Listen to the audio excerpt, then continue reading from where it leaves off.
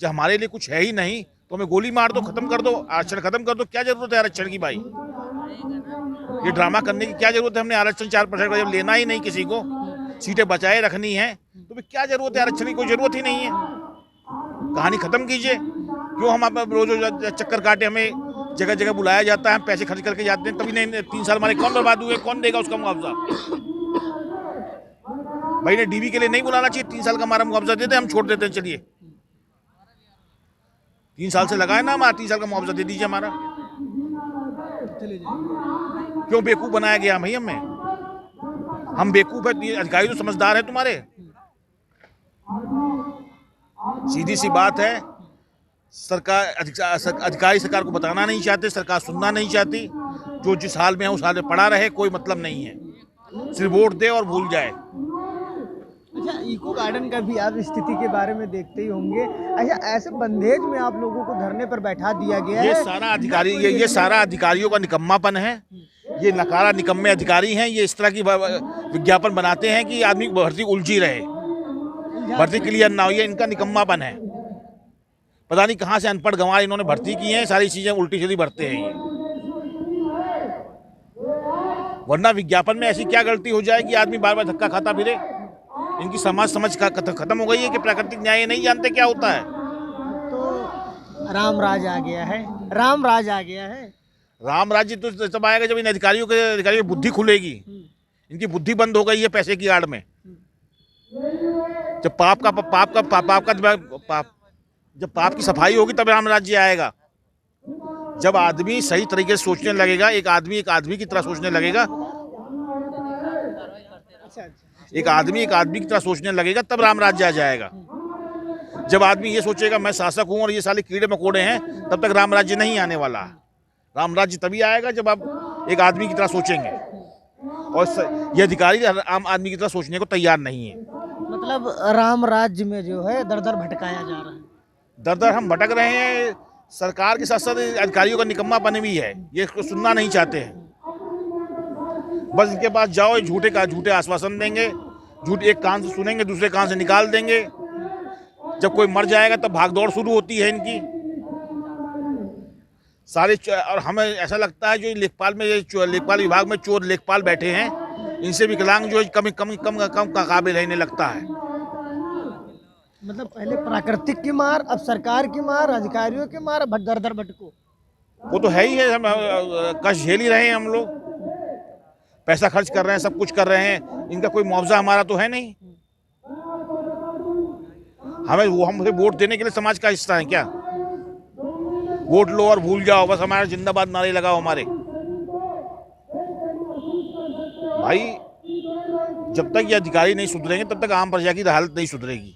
और सबसे सच्चाई ये है, चाहे वो कोई भी विभाग हो, सरकारी अधिकारी बनने के बाद वो कर्मचारी अपने आप को मालिक समझने लग जाता है। तो बताते तो भ्रष्टाचार खत्म कर दिया जब से हमारी सरकार आई है। भ्रष्टाचार पे कार्रवाई तब होती है जब कोई बहुत बड़ा हादसा हो जाता है। उससे पहले कोई कार्रवाई नहीं होती। विकास दुबे जब इतना बड़ा माफिया बन गया तब किसी ने उसे नहीं पकड़ा।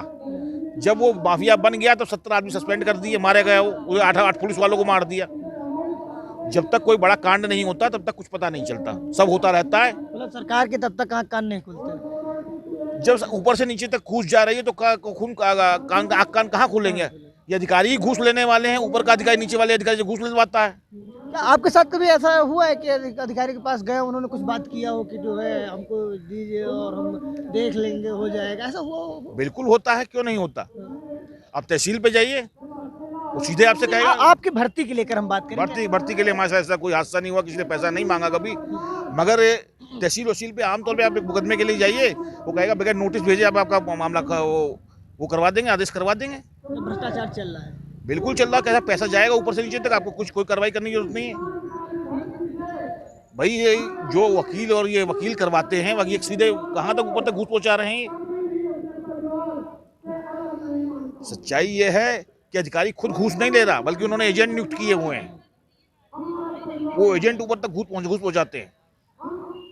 भाई हमने कहा हमारे बस की नहीं है, हम आपको जो कानूनी कार्रवाई हो तरीके से हो, चाहे हमारा हो चाहे ना हो, हम घूस देके अपना काम नहीं करवाएंगे। भाई चाहे मरना है तो इसी तरह मर जाओ, घूस देके अपना काम नहीं करवाना। हमसे किसी ने कभी भर्ती के नाम पे कोई घूस नहीं मांगी, झूठ नहीं बोलेंगे हम। भर्ती के नाम पर किसी ने घूस नहीं मानी। हमारे साथ और भी अभ्यर्थी हैं, इनसे बात करते हैं। सर, काहे लिए राम राज्य में धरने देने के लिए मजबूर हो रहे हैं? क्या सरकार न्याय नहीं कर रही है आप लोगों के साथ? अगर न्याय हो जाता तो हम यहाँ क्यों बैठते? अब तक हम भी लेखपाल बन गए होते, आराम से घर पे रहते, लेखपाल बन जाते। न्याय की गुहार लगा रहे यहाँ बैठे हैं मुख्यमंत्री जी से। मुख्यमंत्री ये सुन नहीं रहे हैं। अभी तो नहीं सुनवाई हो रही है। 2 बार जा चुके हैं जनता दरबार में सचिव जी। अच्छा, कल गए थे शायद विधानसभा और कई और जगह गए थे, तो क्या हुआ था वहाँ? क्या आश्वासन मिला आप लोगों को? वार्ता हुई कुछ?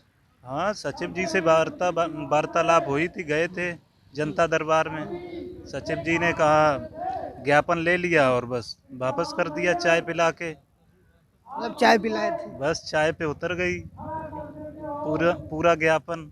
कब तक भटकते रहेंगे दर दर, इस कार्यालय से उस कार्यालय, उस मंत्री से उस मंत्री तक? जब तक न्याय नहीं मिल जाएगा तब तक हम यहीं धरना करते रहेंगे। और जितने भी मंत्री हैं, धरना क्या है कि पीपल के पेड़ के नीचे तो बैठ के तपस्या चल रही है अब आप कड़ाके की ठंड में। अब तपस्या ही है, जब तक जो मतलब नियुक्ति न मिल जाए हम लोगों को, तपस्या ही चलती रहेगी इसी तरह से। धरना जारी रहेगा? धरना जारी रहेगा।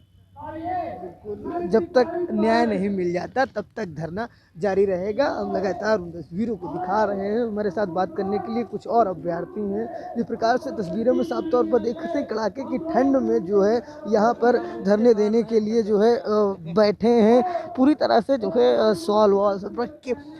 कहाँ से आप आए? भैया कानपुर से।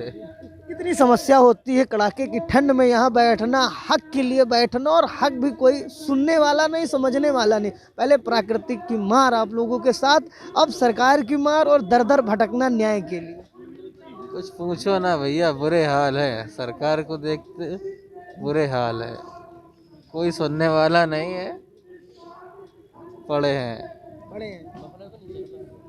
कब तक पड़े रहेंगे? जब तक नहीं सुनेगी सरकार तब तक पड़े रहेंगे। जब तक नहीं सुनेगी तब तक पड़े रहेंगे। बिल्कुल भैया, प्रदर्शन जारी रहेगा। बिल्कुल। अभी तो सामान्य तरीके से हो रहा है, फिर भैया 1-2 यहीं से मरना शुरू करेंगे।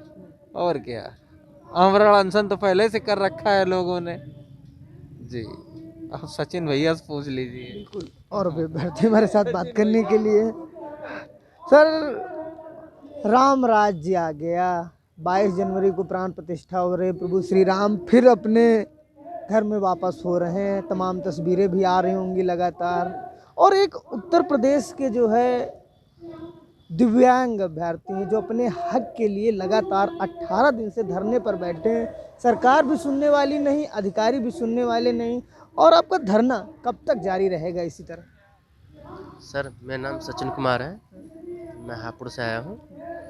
सर, हम अपने हक के लिए हमेशा लड़ते रहेंगे, और जब तक हमारी मांगें पूरी नहीं हो जाती हैं हम यहाँ से जाएंगे नहीं। जिस प्रकार भगवान राम जी 14 वर्ष के वनवास के लिए गए थे, उसी तरह हम भी जब तक हमारा अधिकार नहीं मिल जाता हम भी उसी तरह का वनवास जीवन जिएंगे, अपने घर वापस नहीं जाएंगे। घर से निकले हैं न्याय के लिए। अपने घर से अपने लिए न्याय के लिए निकले हैं, और अपने माता पिता से कह चुके हैं कि हम अपने साथ हुए अन्याय के खिलाफ लड़ेंगे और न्याय लेके रहेंगे, तभी घर वापस आएंगे।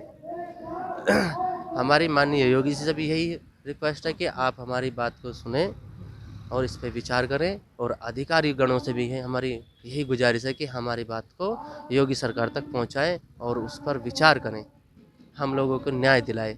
हमने कोई सर गलती नहीं किया है कि हमने पेपर क्वालिफाई किया है, डॉक्यूमेंट वेरिफिकेशन किया है, हमने किसी से भीख नहीं मांग रहे, हम अपना हक मांग रहे।